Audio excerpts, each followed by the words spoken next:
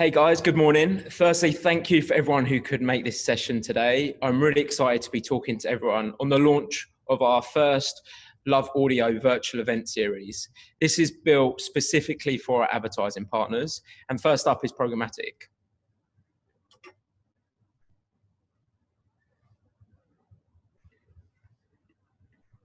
We want this session to be as interactive as possible. I can see a few people putting a few questions through already, and just to call out, you weren't supposed to hear anything on that slide, so hopefully everyone can hear me now.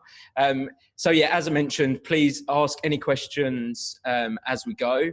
I'll try to answer them in real time. If not, we actually do have a chunk of time towards the end to answer any questions.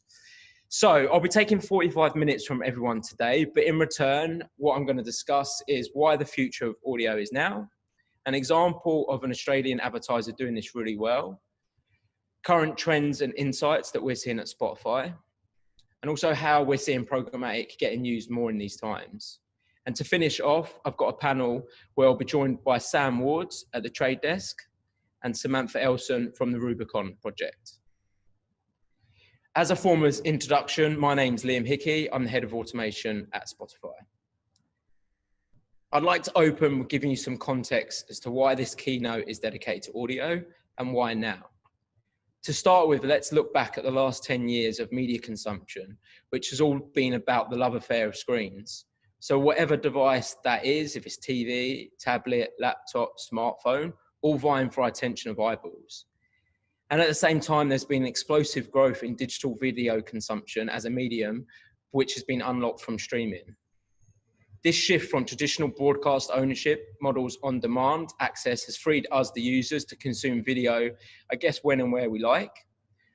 With these two impactful trends, it's not surprisingly that advertisers have followed suit and focused on optimizing visual attention. So whether that's planning, buying, creative, or measurement, it's all framed around screens. And for any agency trading desk on this call today, you'd completely know this as you have set up teams specifically for screens. So at Spotify, we believe the next decade will be marked a big shift in screenless media consumptions, both from a complement, but also increasingly a supplement to screen time. Audio is more present in our lives more than ever. It's a beloved medium with high intention and high engagement. And Spotify is a trusted platform. Users not only use for a source for music and podcast content, but also discover brand new content. As most of you know, Spotify is the most popular global streaming platform. We've exceeded over 270 million active users across the globe now. And all these millions of users are highly engaged, spending a lot of time, meaning a lot of ear time to capture their attention with your brand message. With this, audio acts as a companion, enhancing moments throughout the day when the screen is not in front of them, but also an escape when there's too much screen time, as I've just mentioned. Unlike other media, audio adds more to whatever you're doing. It allows you to be present and stay connected to the world around you while making the moment even richer. And at Spotify, we predict, like video advertising, we will follow suit for the next phase, and it'll be about optimizing for listening attention.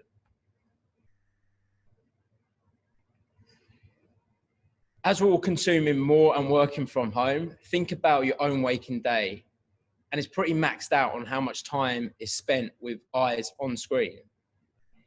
And in fact, there's even a trend going the other way where people are choosing to retreat from their screen and choosing to take a break. So there was a recent global research that Spotify conducted that over half 18 to 38-year-olds say that they seek audio as a welcome escape from what they believe is too much visual stimulation.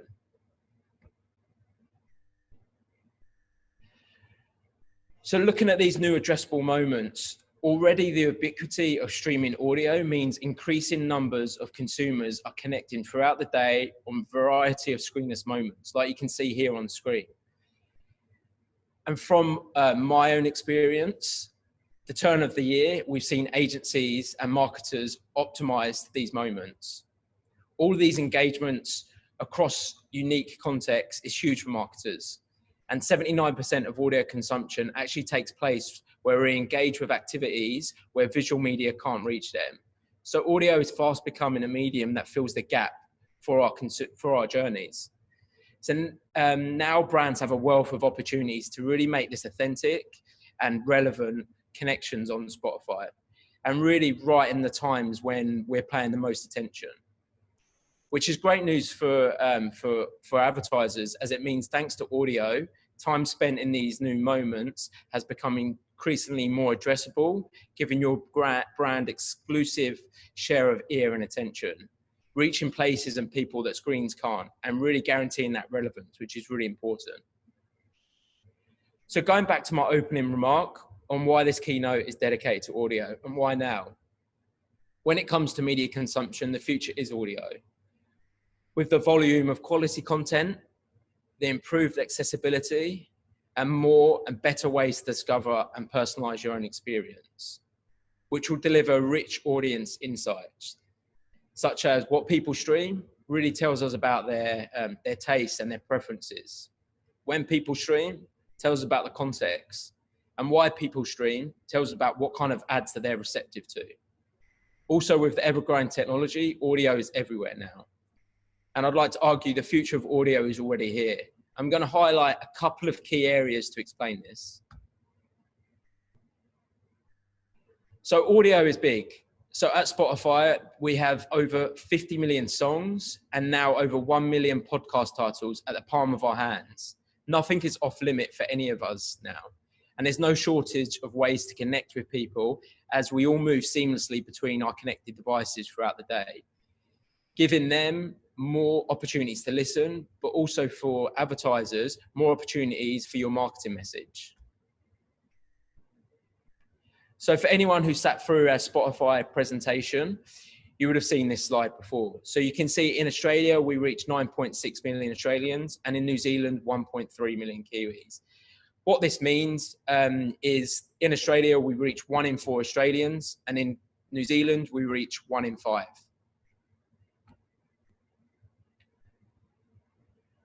And what's great is streaming audio is up. It's up 31% year on year. And I guess one of the reasons this is we've created a platform where people are spending a lot of time, and we will continue to do that. So listening behavior has shifted dramatically over the past few years, and this is why we're seeing the growth in audience numbers. Just as audio streaming platforms has changed our relationship with broadcast TV, audio streaming has changed our relationship with commercial radio. And in fact, streaming audio now reaches more people weekly than commercial radio.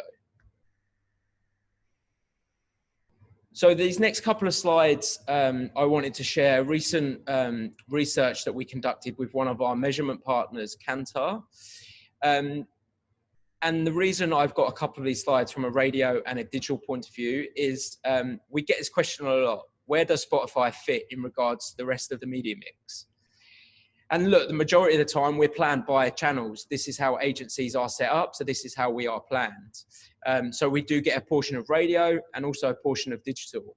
However, what we're trying to do at Spotify is shift the mindset to an audience first approach, media second. But currently we're really getting the mixture of both. But you can see here, comparing us to radio, commercial radio, we reach more. Then from a digital point of view, we actually are the 4th largest platform in Australia. So we've got scale if we're comparing digital to digital. And a couple of examples that I'll call out here. If we were to run a Facebook campaign, Spotify free would actually give you an incremental growth of 6.5%. Another example, if you were to run a Snapchat campaign, we would add 17% incremental growth. And you can see this trend continuing in New Zealand.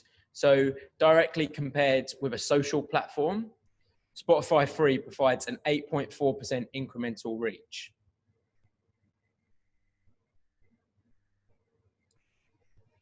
So Spotify users are super engaged, and they're streaming over 2.5 hours a day across multiple devices. And audio isn't just present in these 2.5 hours, it actually plays a starring role. It's a shape-shifting companion that people tune into throughout the day. And when they do, they're paying close attention, which means ad recall is especially high throughout. And with this on Spotify, our listeners are logged in with a persistent identifier across devices. So whenever they stream, this means we understand the same user throughout the day, whether that's morning, afternoon, evening, and across all their different mindsets and moods. What our users stream, every track, podcast they listen to, gives us some great context into what they're doing at that time.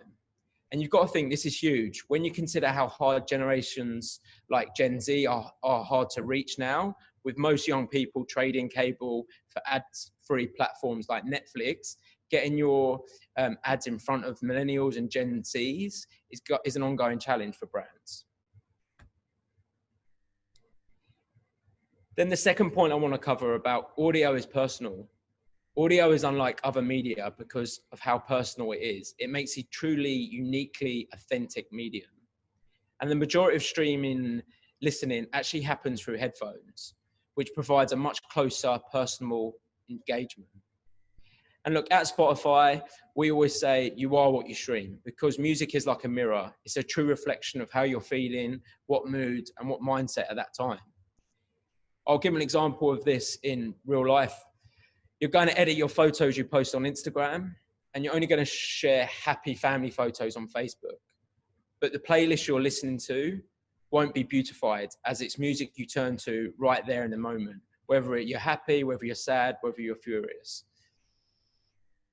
And here's an example of personalization at scale from one of our advertising partners.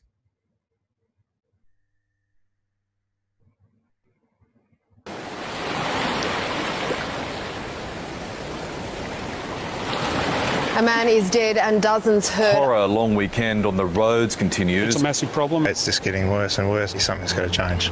No one knows this better than Amy, Australia's #1 motor insurer. Every year, they collect comprehensive data from accidents across the country to identify the most dangerous hotspots. We decided to use this data and set out to make the Great Ocean Road a little safer. Since most people listen to music in their cars, we turned to Spotify. We created Amy Warning Spots, geo-targeted Spotify ads that warned drivers in precise locations of the specific road hazards ahead. Using Spotify's advanced geo-targeting capabilities, we were able to pinpoint the precise location of a driver. We then matched this against multiple data sources, including Amy statistics, news items, and government reports, to determine whether they were approaching an accident hotspot. They would then hear an Amy warning spot, alerting them of the specific danger ahead. We see you're close to Lawn. There are some really tight corners over the next 10 kilometres. Plenty of cyclists share the road. Be careful overtaking in the next few kilometres. During the campaign, Amy warning spots reached 63% of all Spotify free listeners in our targeted areas, with an impressive 94% completion rate. And the warnings were heard far away from the Great Ocean Road. Heading down the Great Ocean Road. Stay alert over this stretch of road. Driving near Sugarloaf? Sweet! Take care as you drive through this busy animal crossing area. While there were no major accidents during the campaign period, we won't take the credit for that. But after the successful launch, Amy warning spots are now being served at the most dangerous locations across Australia. If we can make our roads even a little safer, that's music to our ears.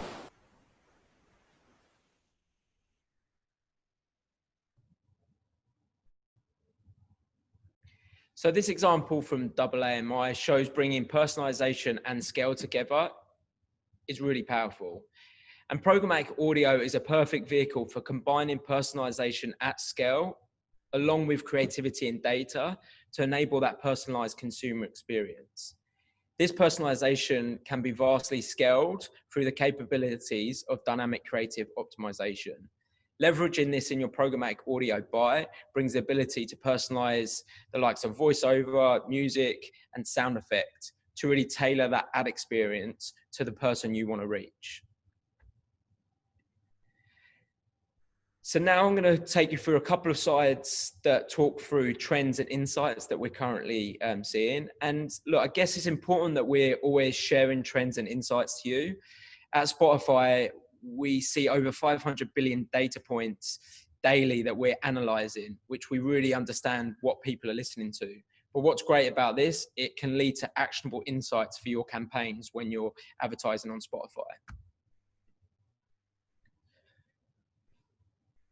So the most famous word probably at the moment, COVID. So with social distancing being enforced obviously everywhere, people are just naturally staying at home more and indoors, and music brings people together. So listeners are craving mood boosting content to set the tone for good vibes throughout the day. And I'm sure we can all relate to this. One interesting trend that we're seeing is every day feels like a Sunday. So we're seeing the same trends of what you would normally see on a Sunday, with the increase of listening in the middle of the day, and also people are turning to their connected homes as they would like to be doing on their chilled Sunday.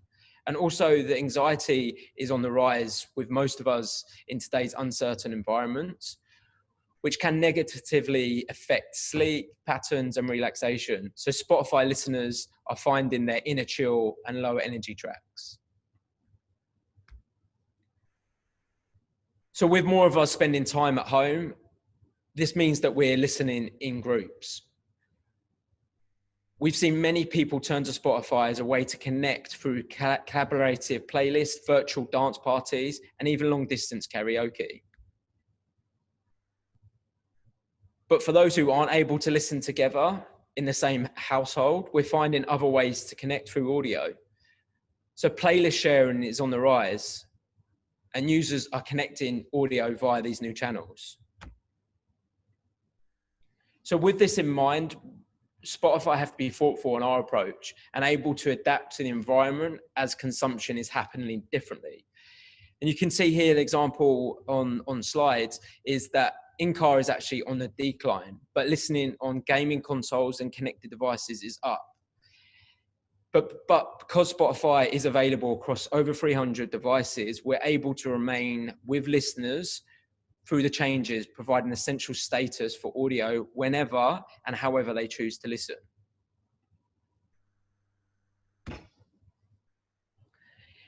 And brands are using programmatic more in these times. So test and learn and flexibility. It's easy to test and learn through programmatic. With market dynamics rapidly changing, we understand the need to test effectiveness of campaign setup, current creative rotation, and targeting. Through Spotify's programmatic offering, testing becomes even more easier. The setup of new campaigns quickly to implement learnings of existing campaigns even quicker. Programmatic allows for flexibility also, which is a massive need more than ever, as we're able to make real-time changes for campaigns. Whenever you need to switch out creative, adjust your spend, or lower your campaign frequency. Both Spotify's PMP and programmatic guarantee offerings allows you to have the buyer maximum control over your campaigns and able to make adjustments as quickly or as efficiently as you like. So that's the bulk of my presentation. What I'd love to do now is invite our panelists. So I've got Sam Ward and Samantha Elson joining us. Hey guys, I think I've confused things having two Sams on. So Samantha, I'm going to call you Samantha, and Sam, you're Sam. But if you'd like to do a quick intro of your role and where you work, and then we can kick off with some questions. Yeah, no worries. So my name's Sam. I think with two Sams on the call, it might be easier to call me Wardy, just so Samantha doesn't feel like she's getting in trouble. Yeah, in terms of my intro, so I'm one of the business development managers at the Trade Desk. And for those of you that aren't familiar with the Trade Desk, we are the global leading independent DSP. We're completely omni-channel in terms of how we operate, and audio is one of our key channels that we work within. Thank you.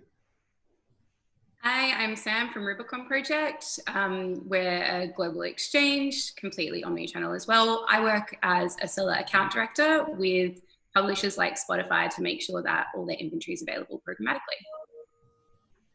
Great, thank you.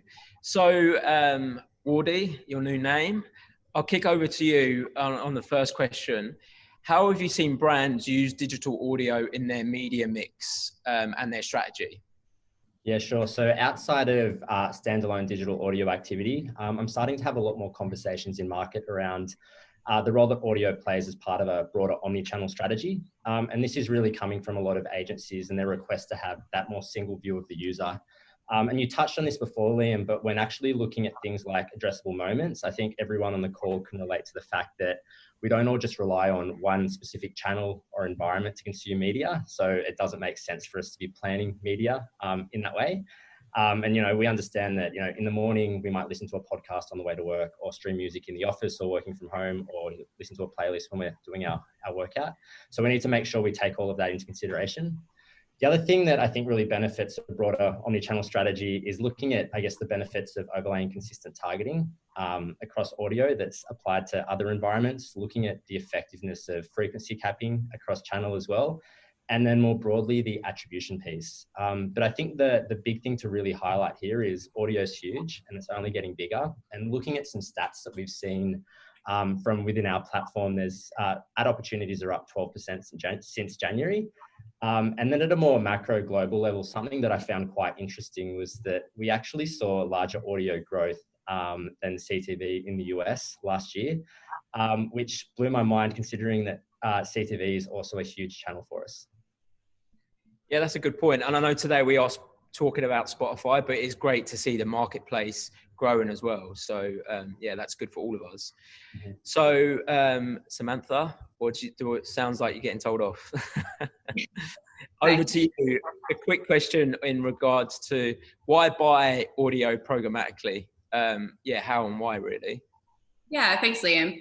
I think as both you and Sam have already touched on, more and more brands are leaning into audio as that powerful storytelling tool, and it really complements the rest of their strategies. More and more people are turning from that linear listening to sort of on demand, especially as you mentioned, that elusive younger audience, very difficult to reach. I'm not sure about all of you, but I've personally never listened more than I am now. It's a great way to unwind after the many, many video calls that we're doing. So smart brands are going to where that audience is, and they're seeing the impact of including audio in that digital strategy. And, there's sophisticated targeting available in programmatic that allows people to shift their focus on targeting those more niche audiences, as Sam mentioned. I think from the perspective of audio more generally, both streaming and traditional radio still have a place, and audiences are listening in different ways at different times. I think you touched on this already, Sam, but sometimes it's a Spotify playlist while you're baking your ISO banana bread. It's radio while you're going to the shops to get your essentials, or podcast on our no longer existent commutes, although you guys are both in the office right now. Maybe I should have done that. And buying audio programmatically, like all programmatic buying, it enables you efficiency, universal campaign management, targeting, creativity, and scale. I think at times like this, you can't understate the importance of that. It's so easy to change your creative at a click of a button, to do your testing and learning. And now more than ever, that's really crucial. People are changing the way they're listening sort of every day, and programmatic makes it really easy to keep up with that. As Liam mentioned, audio is a really highly trusted and safe medium for brands to connect with those people. So if you're not already buying audio programmatically, give it a go. In terms of the how, broadly speaking, it's no different to how you buy anything else programmatically. And I'm sure I can speak for all of us on this panel when I say, if you have questions, just please ask us. Yeah, and I think just adding on to that as well, there's a lot of benefits around optimization piece. So when you are running activity programmatically, understanding what's working and what's not working, and then being able to tweak and adjust your activity on the fly to make sure that you are really driving the outcomes that you need to be driving. Yeah, absolutely. Yeah, it's a good point. So Wardy, back to you. What type of measurements are you seeing buyers apply to their digital audio campaigns? And just to add to that question as well, is that dissimilar to what buyers would add to their catch-up TV campaigns as well?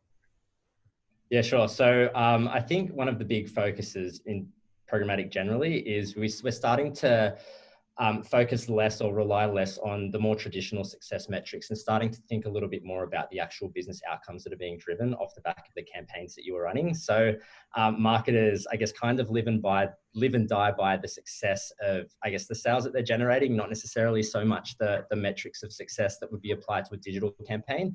So we're starting to think a little bit more about that now, which is awesome. In terms of business success metrics that we are starting to see, or the ones that I've had experience within, it's looking at things like, what type of footfall attribution is being driven by audio campaigns specifically, working with the likes of our proximity partners that we work with, or also starting to look at the benefits that audio is having on driving brands, being able to measure that to then help inform, what's working, what's not working, and how we can ultimately support their overarching media activity. From an omni-channel perspective, I know you mentioned CTV specifically, it's no different. So I think holistically, we are starting to see what types of business outcomes are being driven from campaigns, and the ability to measure that is awesome and one of the really big benefits of programmatic activity. And something else that we are starting to also track is things like conversion in an omni-channel environment too. So understanding what's working, what's not working, and then having that flexibility to optimize is really important.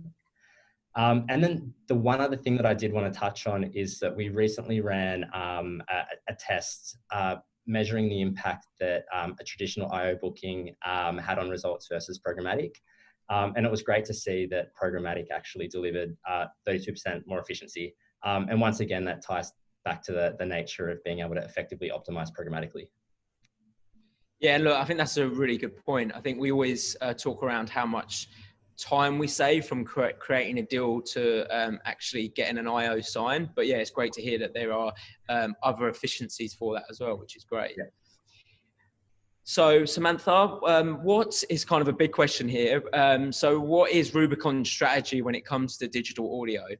And what buying trends are you seeing? Is it PG? Is it open market? Is it PMPs? That is a big question. Programmatic is just a way of executing your advertising buys. There are nuances to audio, but programmatic can transact across all formats at a broad level. So the hardware, as it evolves, it can be worked on, but fundamentally, it's at a place where it can already capture spend across those various platforms. The great thing here is all the pipework and connections have already been made. So as more consumers kind of embrace those different means of consuming audio, the industry will just evolve to make that available in a more automated fashion through new features like Programmatic Guaranteed, which we're already seeing.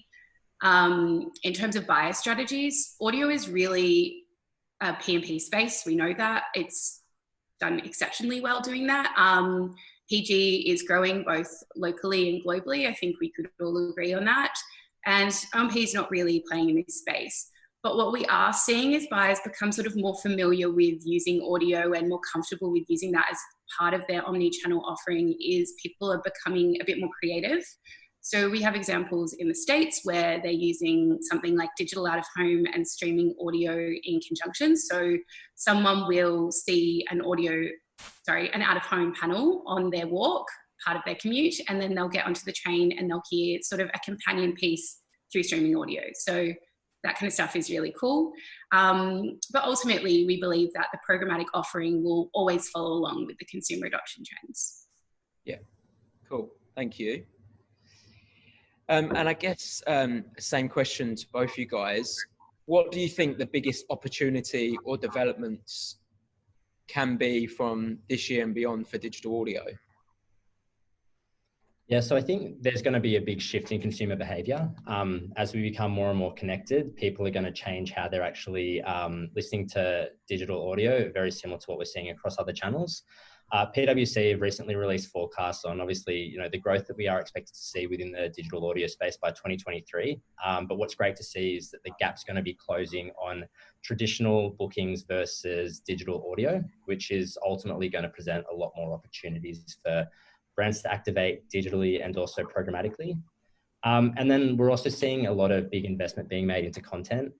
So big companies like Sony, Apple, and Entercom, who own over 235 radio stations globally, they're starting to invest quite heavily within the podcast space. So creating a lot of awesome, unique content that's really going to help drive engagement and also ultimately help their brands grow. Yeah, nice. Sam, same question to you. Yeah, sorry.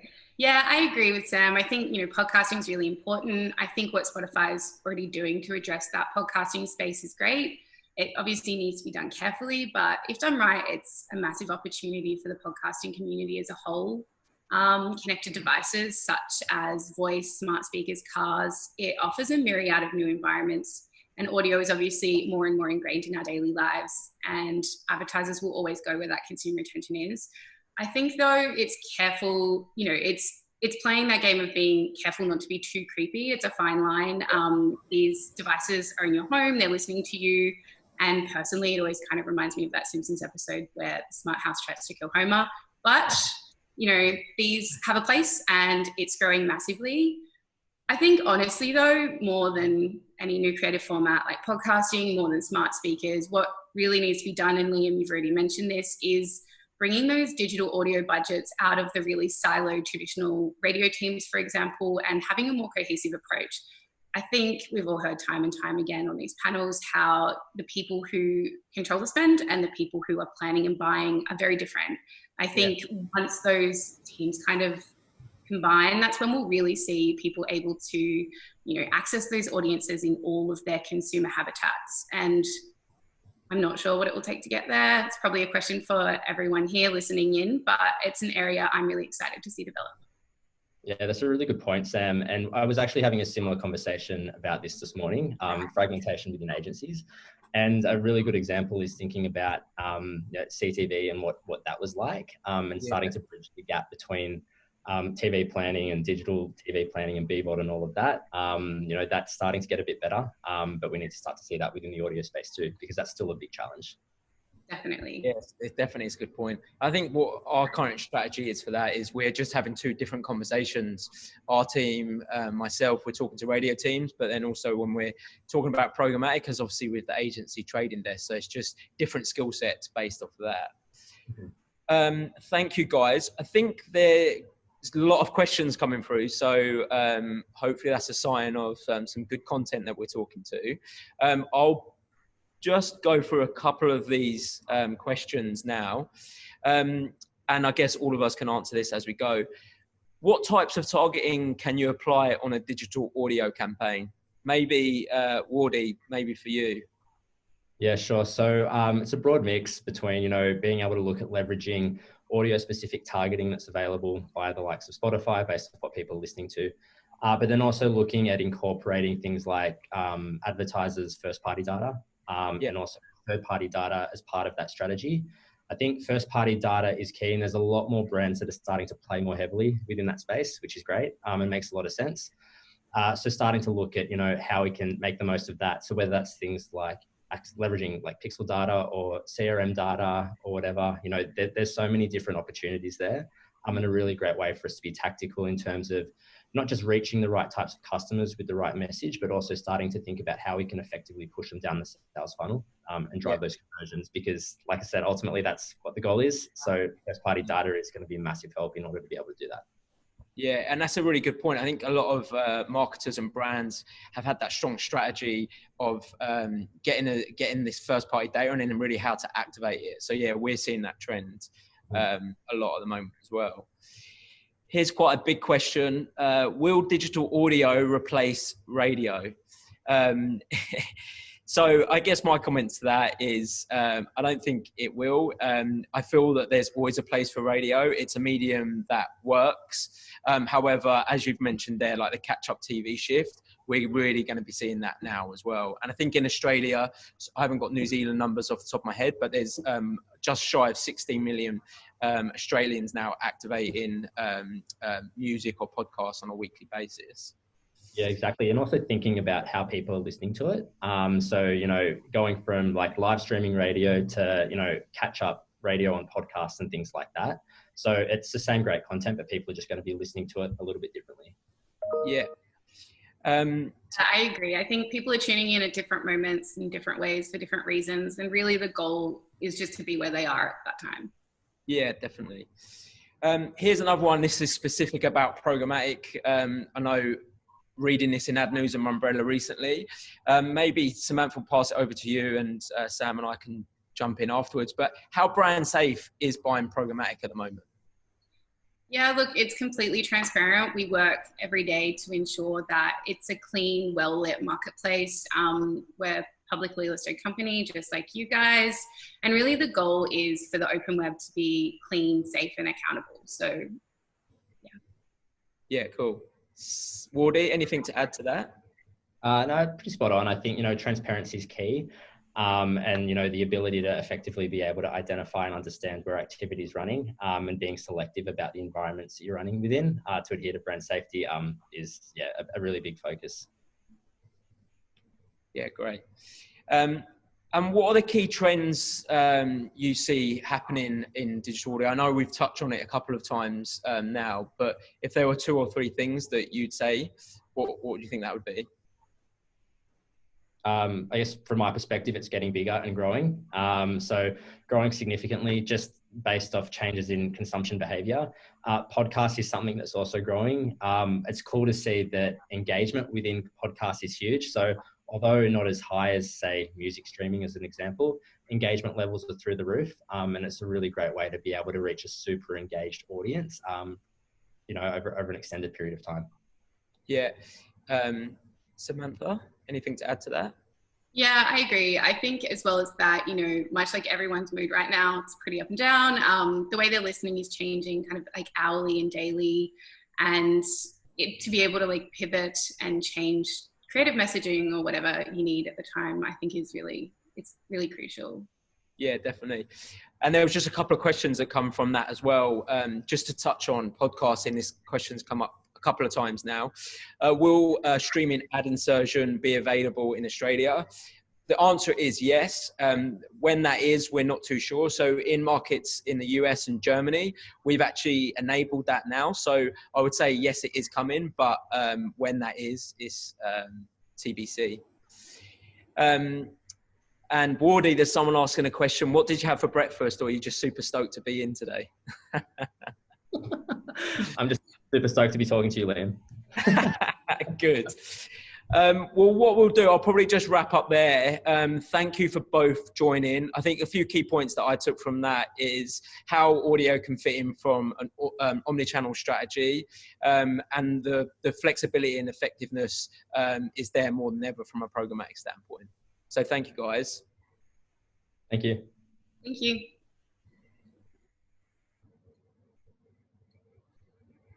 And I just want to wrap up on a couple of slides here. So at Spotify, we're invested into our automated channels to make Spotify as accessible and efficient for all types of advertisers. So Spotify is built for automated buying. And there's 3 key takeouts that I've summarized here on this page.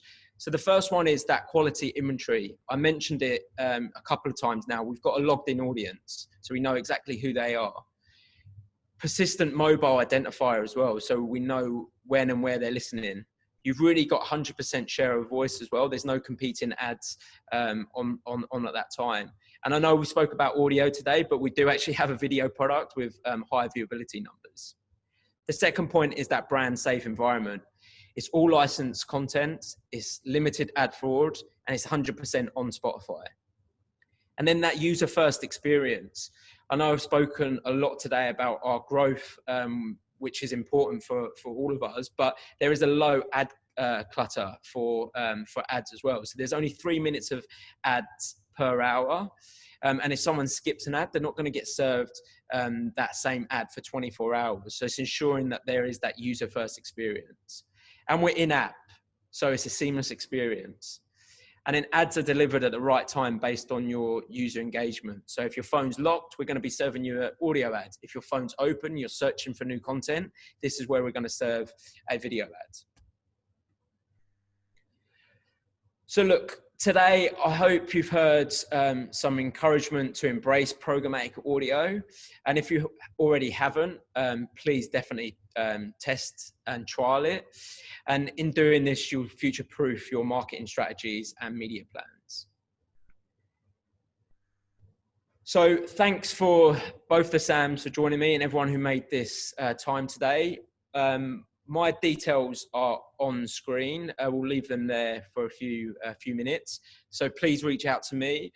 Also, you've got your Spotify contact. So any questions, please reach out to any of us. And really looking forward to seeing everyone at our next Love Audio event. Thanks a lot, guys.